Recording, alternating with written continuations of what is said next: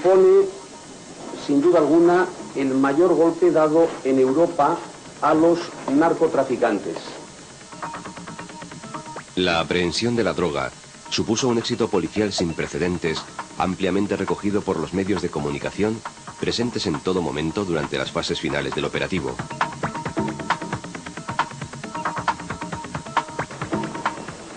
También se dio amplia cobertura a la celebración del juicio, donde además del fiscal jefe de la Audiencia Provincial de Donostia, Luis Navajas, asistió de manera excepcional el fiscal jefe antidroga de la Comunidad Autónoma Vasca, Javier Huete, hoy fiscal del Tribunal Supremo.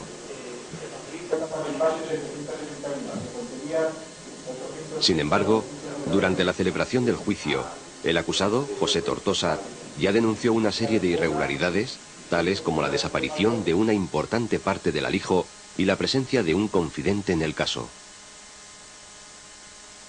La denuncia realizada por el periodista Peru Egurbide en El País supuso un fuerte impacto a nivel judicial, policial y sobre todo de la opinión pública. A ello vinieron a sumarse nuevas denuncias del ya condenado Tortosa. El número inicial de cajas era superior a 60 y cada una de ellas tenía 12 paquetes. En la rueda de prensa hay entre 40 y 48, es decir, en esos momentos faltan ya más de 400 kilos. Yo digo, afirmo y pruebo que desapareció la droga, que el comisario Lizárraga y el inspector Sangorín falsearon y ocultaron hechos, que existe un confidente, que este es uno de los más importantes traficantes de cocaína y heroína de Euskadi, tolerado y protegido por una parte de aquellos que le deben combatir. Tortosa no albergaba ningún tipo de dudas. En la operación habían intervenido para quedarse con droga policías de Bilbo y Donostia, además de un conocido confidente, Carmelo Larralde Echevarría. Larralde pertenece al conocido clan de los Bañuelos, cuyo centro de operaciones es Ocharcoaga, barrio bilbaíno especialmente castigado por la droga. Desde mayo de 1988 pesa contra Larralde una orden internacional de búsqueda y captura, pero todavía sigue en libertad. Las denuncias de El País provocaron la apertura de unas diligencias en la audiencia de Donostia a instancias del fiscal Navajas, yendo a parar el caso al juzgado de instrucción número 2, cuyo titular era el magistrado Santiago Pedraz. En las diligencias, ejerciendo la acusación particular, se personaron los organismos populares Askagintza y Salaketa. Resulta muy evidente que hace 13 años desaparecieron 200, 300 kilos de cocaína que estaban vigiladas porque era un decomiso policial y que teóricamente estaban vigiladas por efectivos policiales. 13 años después ha vuelto a ocurrir lo mismo en un edificio de aduanas de Iruña, donde han desaparecido más de 200 kilos de hachís que estaban bajo dependencias y bajo vigilancia policial. Finalmente, las declaraciones del narcotraficante arrepentido Ricardo Portavales, señalando que capos gallegos habían adquirido cocaína a policías destinados en el País Vasco, hizo que el juez Baltasar Garzón, instructor del sumario conocido como Caso Nécora, reclamara para sí las diligencias en Donostia. Pero Garzón no hizo más investigaciones y el asunto de la coca de Irún se diluyó en su macrosumario. El caso volvió varios años después al juzgado de instrucción número 2 de Donostia, que decretó su archivo. Pero Kale Gorria ha tenido acceso a un documento excepcional. Se trata de unas declaraciones del capo gallego Laureano Ubiña, realizadas desde la prisión de Alcalameco, cuyo contenido íntegro ha sido entregado en el juzgado de guardia de Donostia. Este documento sonoro debería ser prueba suficiente para provocar la reapertura del caso. Cuando comenzaron las sesiones del 13/90, llamada Operación Nécora del Super Garzón, super mierda, pues cuando llegué a los calabozos de la casa de campo, un calabozo que nombraron allí, porque hicieron allí para hacer el juicio, allí parecía como si fuera una jaula de fieras, coincidí allí con el resto de los imputados. Yo había gente que conocía de vista, otros ni los conocía, ni nunca había hablado con ellos. Como por ejemplo José Paz Carvalho. Yo a este hombre nunca lo había, nunca había hablado con él, para nada, de nada, de nada. Entonces cuando llegué al calabozo, al ver que me implicaban con él, le pregunté, oiga, porque me explicaban diciendo que habíamos tenido una comida en el restaurante Lagarde de Villagarcía. Y yo. Y yo le dije, oiga, señor Pascarvallo, ¿usted conmigo alguna vez comió en algún sitio o habló conmigo? No, hombre, no, que va, hombre, esto es otra historia, hombre. Resulta que quien hemos comido allí fui yo y Ouviña Ozores, José Antonio Ouviña Ozores. Y me ofrece esa mercancía, cocaína, a 5 millones de pesetas. Yo le digo que era muy cara. Dijo, no, tiene que ser a ese precio porque esto viene del País Vasco y se la compramos a través de la policía y tal. Lo que pasa, me dijo don Pascarvallo, lo que pasa que yo a la noche me veía siempre con el Ricardo Portavales, alias Portamulos, y le comenta, vengo de comer del restaurante Lagarde, comí con Ouviña, simplemente le dijo Ouviña. Y casualmente me estaba ofreciendo ahí una mercancía, que es muy cara, cocaína, que es de Irún, que viene de parte de la policía, que es muy cara y tal. Y ahí quedó la conversación. ¿Este Ouviña qué? Pues este es un personaje que anda allí trapicheando, él y su hermano, el José Antonio Ouviña Ozores y un tal José Luis Ouviña Ozores, hermano. Pero cuando dice trapicheando, ¿qué es? Bueno, Negocios. sus negocios. Pero esta gente hace mucho que están en estos negocios. Llevan toda la vida. Esta gente no, nunca, a mí no me suena de haber leído que haya sido detenida, ¿no? Si son los chivatos de la policía, de la Guardia Civil o de las aduanas, ¿cómo los van a detener? ¿Usted quiere decir que eran chivatos? Hombre, claro. Eso yo lo sé perfectamente que son chivatos. ¿O tienen conexión con algún cuerpo en concreto? Tiene conexión con todos. ¿Y con alguna persona especial para tener este tipo de protección? Hombre, él es compadre de José Louro Lojo, jefe operativo de la aduana de Vigo. Cuando me dice compadre, ¿qué es? Compadre, o él es padrino de un hijo de él, o al revés, son compadres. ¿Usted sabe que Ouviña Ozores tenía allí en País Vasco, tenía un contacto de gente que podía trabajar por allí, o le llegó al conocimiento suyo o algo así? Bueno, a mí me llegó al conocimiento de que él tenía contactos por allí, en el País Vasco. Gente que ahora ya posiblemente esté muerta.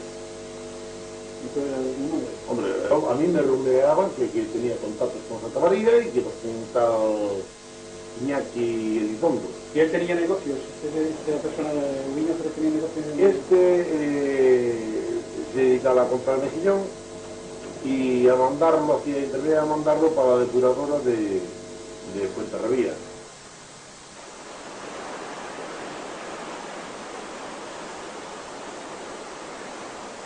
Por parte de las asociaciones Acharincha y Salaqueta, la desaparición de entre 150 y 250 kilos de cocaína proveniente de un alijo de la calle Pello Vicente de Irún, en el año 88, creo recordar. Bueno, la reapertura se ha solicitado al aparecer una prueba nueva. ¿Qué ha pasado? Que posteriormente, recientemente, nos hemos encontrado que efectivamente esta droga fue vendida por un tal Ouviña, a terceras personas. Pero precisamente este Ouviña no es el que nosotros pensábamos, sino que es otro Ouviña. Por eso solicitamos una serie de pruebas, como son que se interrogue a Ouviña en el centro penitenciario donde se encuentra, y igualmente que a dos personas fundamentales, al otro Ouviña y a Paz Carballo, que se les interrogue acerca de una comida que tuvieron en Villa de Arosa, en la cual se hace mención de que parte de esta droga vendida provenía de la policía del País Vasco. ¿Qué va a pasar? Hemos solicitado, insisto, una serie de licencias y está en manos del fiscal, y por lo tanto estamos a la espera de que el fiscal autorice la reapertura y la práctica de las pruebas que hemos solicitado. La verdad es que nos encontramos con una mafia de silencio. Poco a poco van apareciendo datos que el pueblo lo sabe desde el principio, pero la justicia los dice como datos, y todos ellos nos llevan a un mismo lugar, a instalaciones policiales por la autonomasia en propio cuartel de Hinchabondo de la Guardia Civil, con personajes tan macabros como el general Galindo, que entonces era comandante, teniente coronel, o el comandante Máximo Blanco, o los capitanes, comandantes y tenientes como Palomino, como Benoyo, es decir, personajes muy siniestros que están detrás de las redes de narcotráfico, que están permitiendo que las redes de narcotráfico funcionen en Euskadi, en Euskal Herria, con unos niveles de impunidad muy grandes.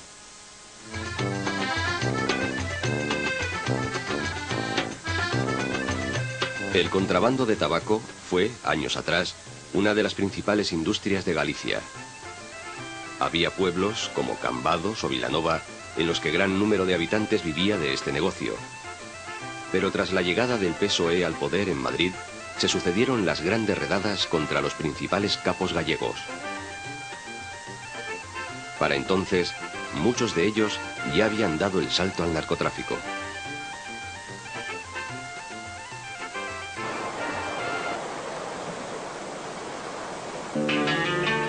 Asustados ante las redadas, algunos de los narcocontrabandistas abandonaron sus lujosas residencias.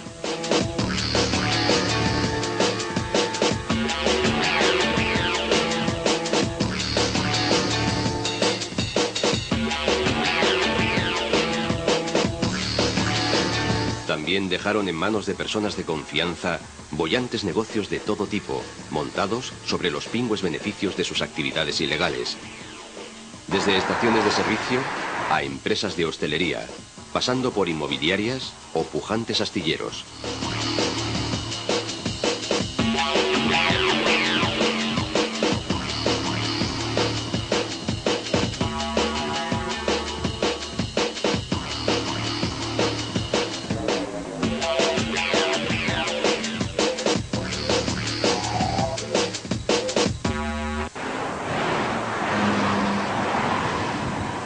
Finalmente, algunos capos cruzaron la frontera con Portugal y se instalaron en la localidad fronteriza de Valença do Miño. Cerca de allí, en el Hotel La Boega de Vilanova de Cerveira, el primer presidente de la Xunta, Fernández Albor, su vicepresidente, Xosé Luis Barreiro, y el secretario de la Cámara de Comercio de Villagarcía de Arousa y hombre fuerte de los populares, Pablo Bioque, se reunieron con representantes de los tabaqueros que le rogaron que mediara por ellos ante el gobierno central y los jueces de la Audiencia Nacional.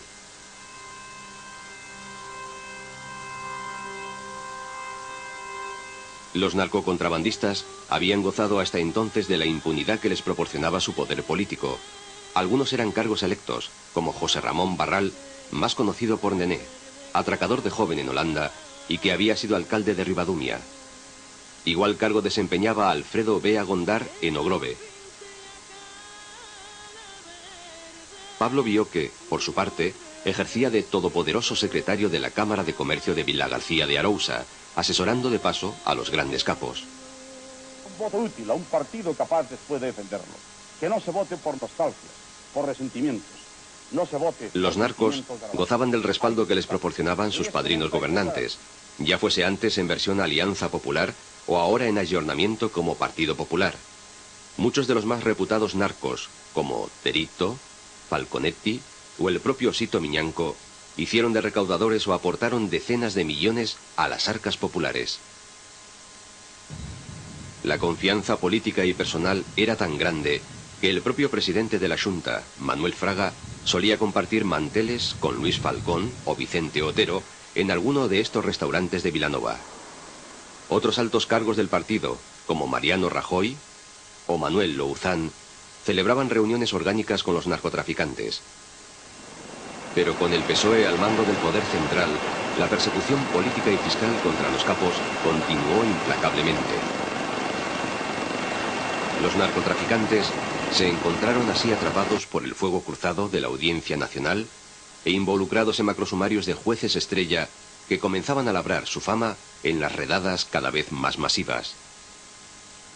Y si ello no fuera suficiente, tuvieron que hacerles frente a enemigos desconocidos hasta ese momento. Por una parte, los sicarios, dispuestos a arreglar cuentas con aquellos que hablaban demasiado o no cumplían sus compromisos. Ese fue el caso de Carmen Carballo, que perdió a su marido y quedó paralítica a consecuencia de un atentado perpetrado por pistoleros colombianos. Por otra parte aparecieron los arrepentidos, personajes como Ricardo Portavales,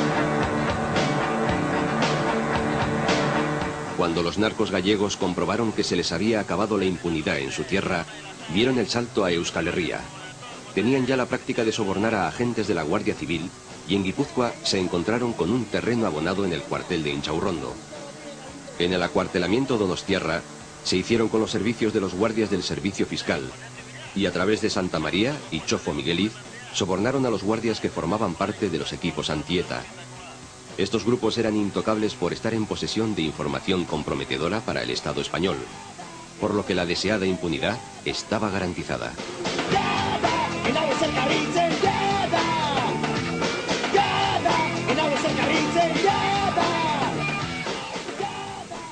¿Cuántos clubes había en Tafalla en los años 60? 5 clubes había en Tafalla. ¿Y eran todos de Cesarán? Eran 2 o 3 las que serán, hasta que se metió después con los que le quedaban. Hasta que los demás cerraron y él se quedó solo. ¿Y cómo hacía para quedarse con los clubes? Los Cesarán los compraba, los clubes que estaban un poco mal, que andaban muy mal del mismo trabajo. Los compraba él. Pero los clubes iban mal porque le presionaba la policía, la Guardia Civil. Porque no dejaba trabajar como él a los demás clubes, la Guardia Civil. Pues contaba las relaciones de Galindo, que eran los dos, pues eran como socios, que les interesaba hacerse de ellos los dueños de los clubes, de todos los clubes.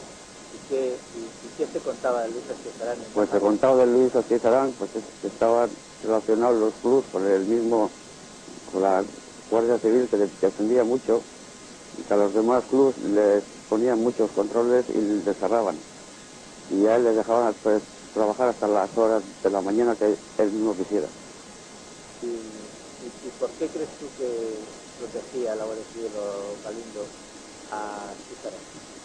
Porque como he dicho antes, se comentaba de que eran socios. Les interesaba tener abiertos cuando los demás cerrábamos.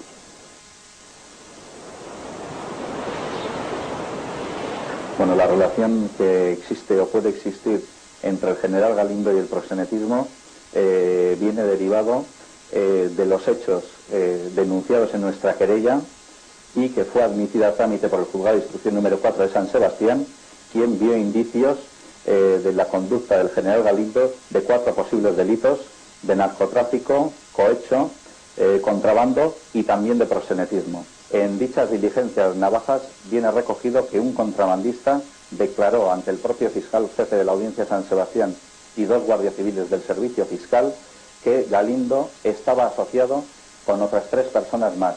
Una de ellas era José Luis Astizarán, conocido proxeneta, y otras 2 personas más, en concreto un narcotraficante y un constructor. Cada 20 o 25 días aproximadamente estas 4 personas se reunían en un chalet propiedad del proxeneta Astizarán en la localidad de Ollón.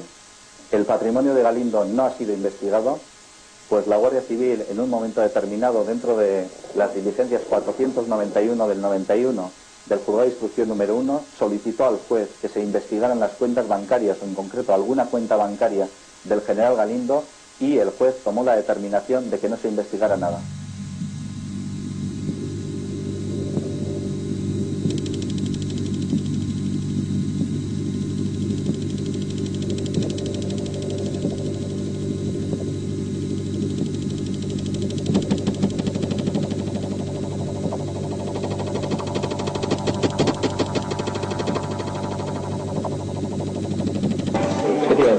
Porque tú eres una persona clave dentro de los testigos y, hombre, hay muchas, por desgracia, sí. Hay gente que piensa que tu testimonio es la clave para incriminar a Inchaurrondo, ¿no? Fue el primero. A ver, vamos a ver. Fue el primero, yo fui el primero que pasó a hablar. Luego yo vine al chorreo. Tú fuiste de la mano de Enrique Federico, ¿no? Eso es. Y fuiste de la mano de Miguel Martínez. Miguel Martínez, ¿no? Miguel Martínez, que fue el que conectó conmigo. Miguel Martínez era una persona que estaba aquí destinada a la lucha antieta, aquí en el jefe, ¿no? De la lucha antieta en Guipúzcoa, ¿no? Y eso te llevó a Enrique de Federico. A Enrique de Federico. Bueno, primero yo le di permiso, claro. Y bajamos a Madrid, a Canillas, y ahí pues empezamos las declaraciones con Enrique de Federico, ahí me cambiaron la identidad y luego fuimos a Huete. Y Huete Lo que hizo fue, pues, por una declaración, para la calidad de testigo protegido, con la identidad nueva, pero lo primero que hizo fue, yo salí a las 6 de la tarde de su despacho y a las 8 ya les enseñó a los periodistas del mundo toda mi declaración de quién era yo. Se desveló tu identidad de testigo protegido. Claro.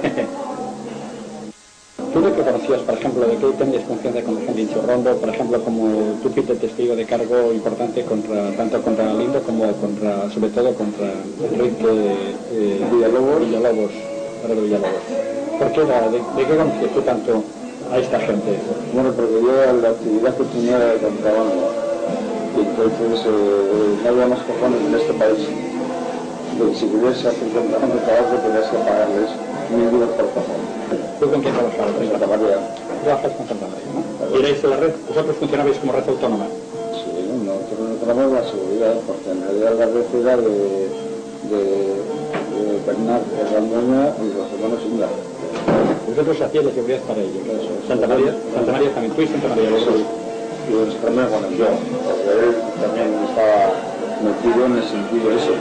¿En qué sentido? En el sentido de que, bueno, que participaba en aportaciones también, en la compra, de la parte. ¿Con el tabaco qué hacíais? ¿Qué hacíais con el...? Salía para Valencia, Alicante. Sí. ¿Y la seguridad en qué consistía? En comprar guantillas. ¿Cuántos tenéis comprados aproximadamente? Nosotros tenemos 6, solo él. 6. Pero directamente a 3. ¿Quiénes eran esos 3? Fabián, Diálogos, Enrique, Diálogos y Felipe Horayo en ocasiones. Y luego también pues estaba Solomando y Luis. ¿Luis qué? ¿Luis qué? El jefe de fiscal. ¿Pero Luis qué hemos apellido? ¿Sandoval será?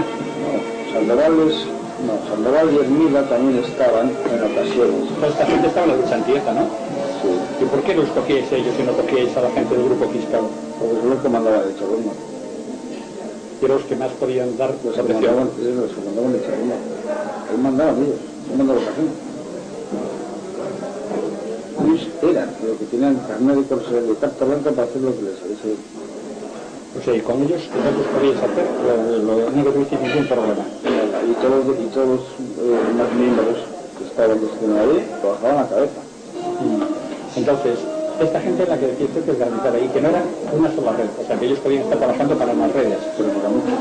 Por ejemplo, en todos los ámbitos, pues drogas, putas, y el que más les ha pagado estos ha sido Tati. ¿Tati les ha pagado Quique? ¿Les ha pagado esta peña? No, Tati. Tati la pena no. ¿A quién? A todos los demás. ¿Quiénes son todos los demás? El Moro, un montón. El Chorrondo, el el Casal del Serma, todos están metidos en los puticlubs. Cuando dices que están metidos, ¿qué quiere decir? Están ahí asalariados.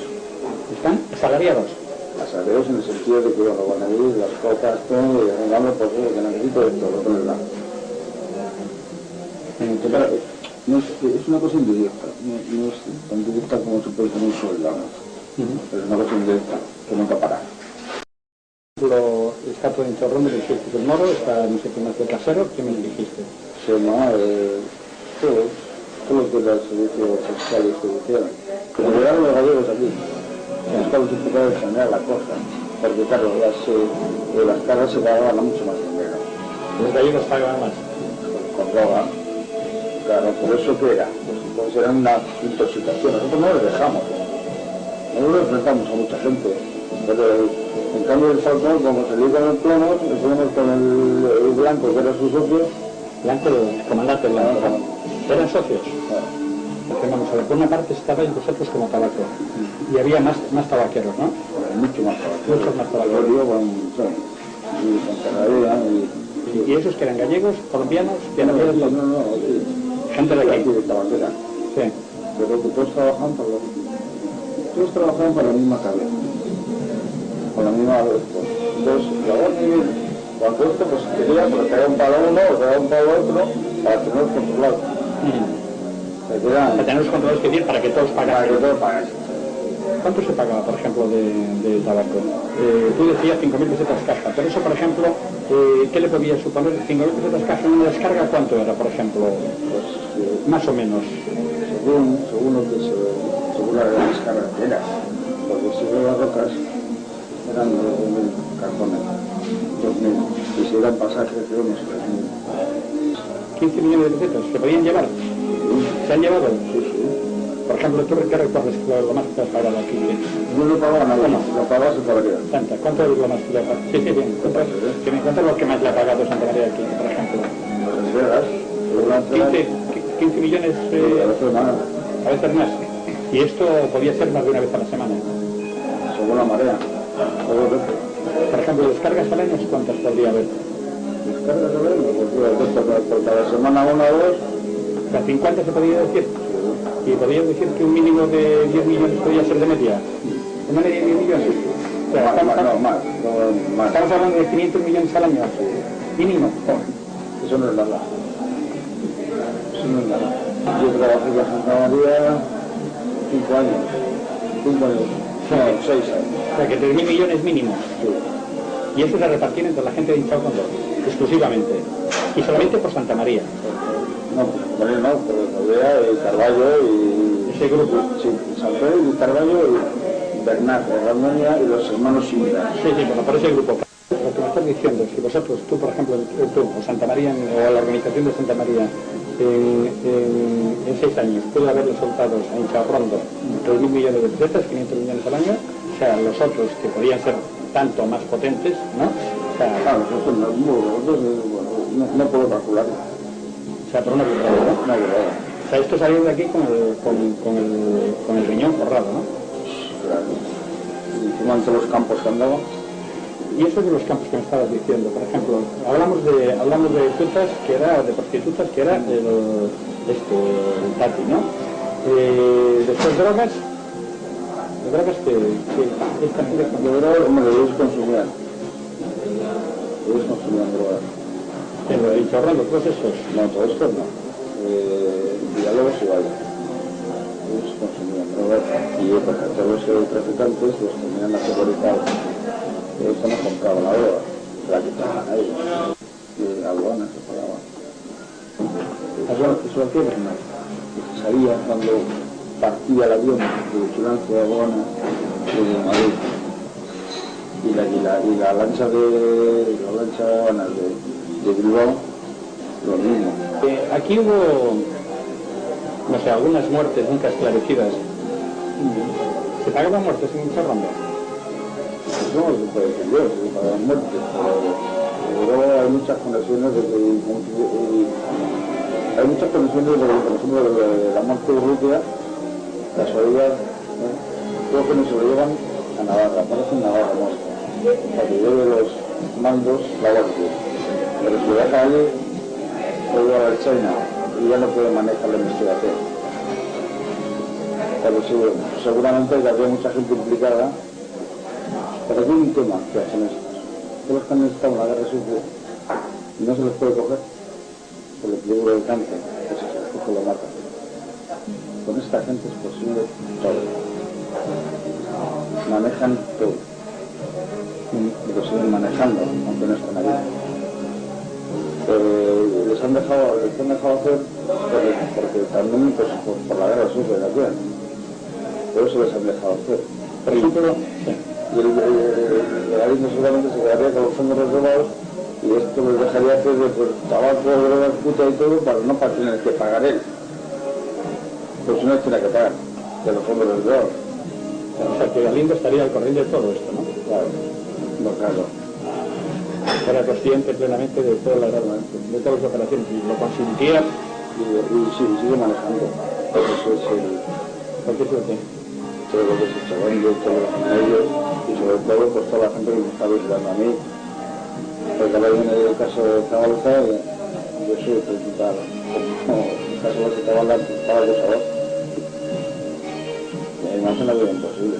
Te siguen presionando los psicólogos hasta ahora.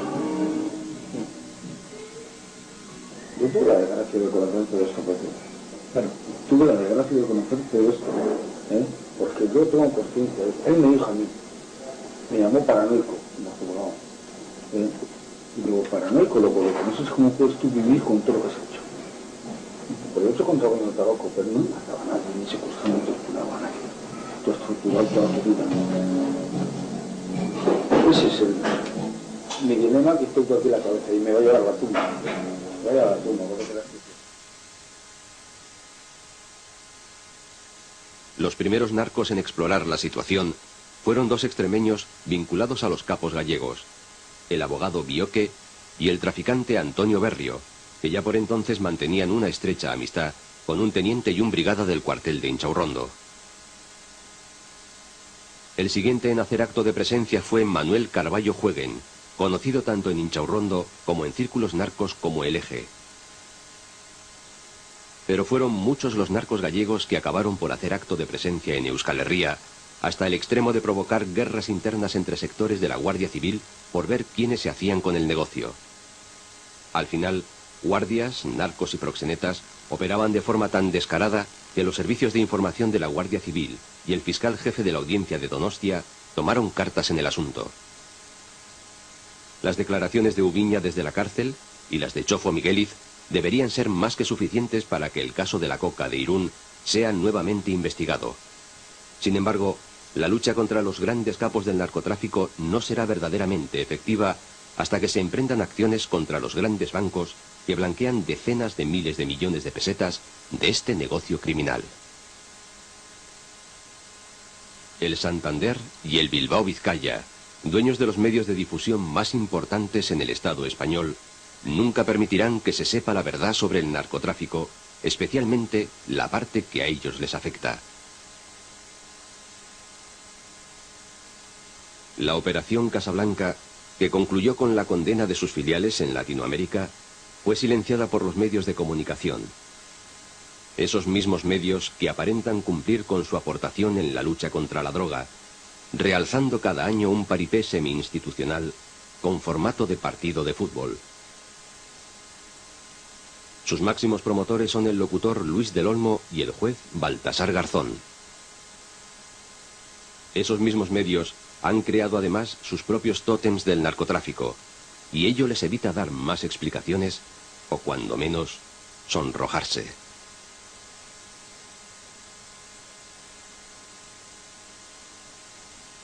Hoy aquella lista de personas y aquella fotografía que apareció en los periódicos ya están tachados en su inmensa mayoría. Señor Ubiña fue detenido no hace muchas fechas en Atenas por la Interpol en colaboración con la policía. Señor Bioque fue detenido en el mes de abril, no hace muchas fechas, también por las fuerzas y cuerpos de seguridad del Estado. También Josefa Charlín en una operación en Lisboa, operación conjunta de la UDICO de Galicia y la policía portuguesa, y ayer por la noche fue detenido, como he señalado antes, en Villaviciosa de Orón por funcionarios del Cuerpo Nacional de Policía, Sito Miñanco, sin duda alguna personas con un historial que no puede calificarse de historial muy recomendable cuando del interés general se trate de hablar.